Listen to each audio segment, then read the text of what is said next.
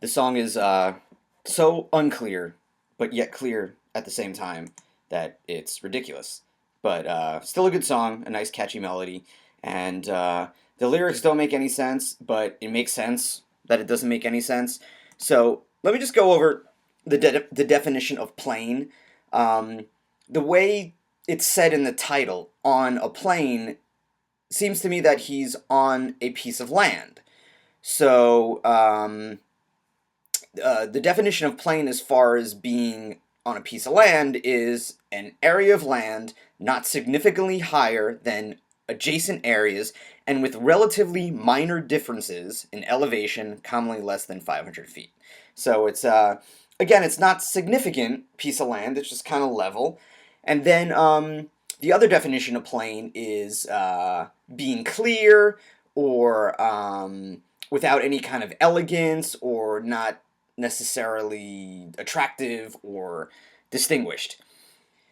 So I feel that Cobain is using the word plain kind of in both ways in a play on words.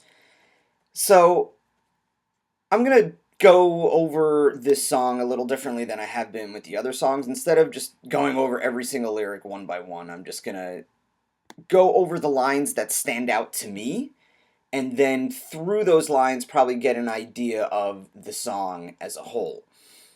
So, what really stood out to me first was the finest day that I ever had was when I learned to cry on command.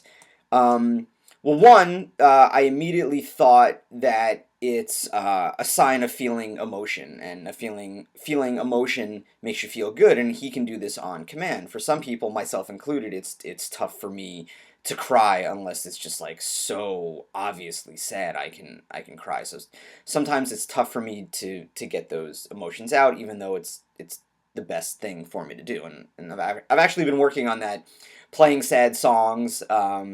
Sometimes watching a sad movie, thinking of something sad, just as a vehicle to get those emotions out that I feel I bottle up. And then the other thing I thought about it was that as an actor, it would be an excellent day when I would learn to be able to immediately cry on command. Like, I could cry on film, but it takes a while for me to do that. I have to get into I have to listen to a sad song or get into a certain state, or I can just fake it, I think, pretty well. But to get into that emotional state and to be able to cry on command, I think it would be a good day. Now, I don't know if Cobain was thinking like he was an actor, but to me that's the thought I had when I first heard it. And the rest of the song is just so random. It's like you know that magnet game where you just take a bunch of random words and you put it together? It's not as nonsensical as that, but it's almost like that. He's just spitting out these lyrics. And the best part of this song, at least the lyrics, is that he admits it. He's saying, and I'm gonna find the lyrics right now. He's saying that in the song itself, he is saying, "What the hell am I trying to say?" Now, before that, he's saying, "Somewhere I have heard this before. In a dream, my memory has stored. As a defense, I'm neutered and spayed. What the hell am I trying to say?" So, at least with this line, he's trying to remember something.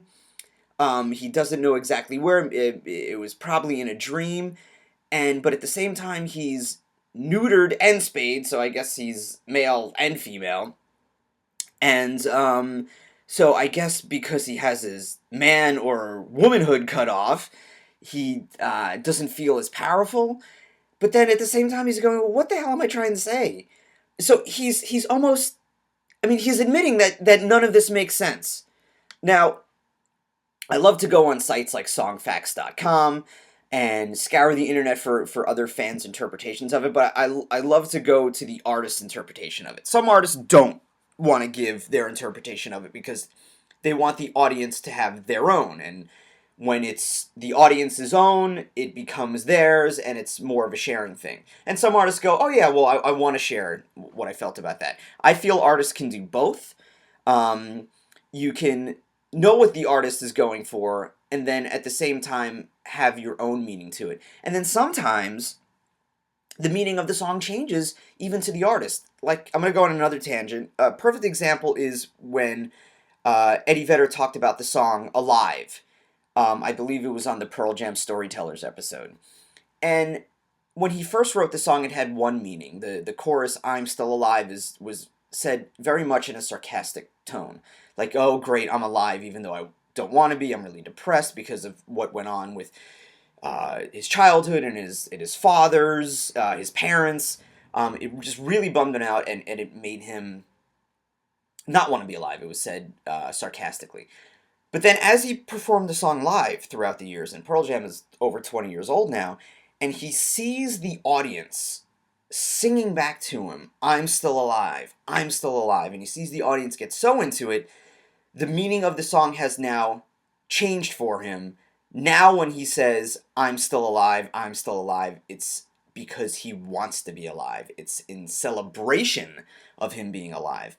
And that's why music and art in general is so great, that it can constantly evolve. The meaning can constantly change, even from the person who wrote the song. So, that tangent's over, and getting back to On a Plane, speaking of the song, it's once again just a very catchy melody. It doesn't even matter sometimes what the lyrics are. It's just the melody is so cool and it's so catchy, and it's fun to bop around to.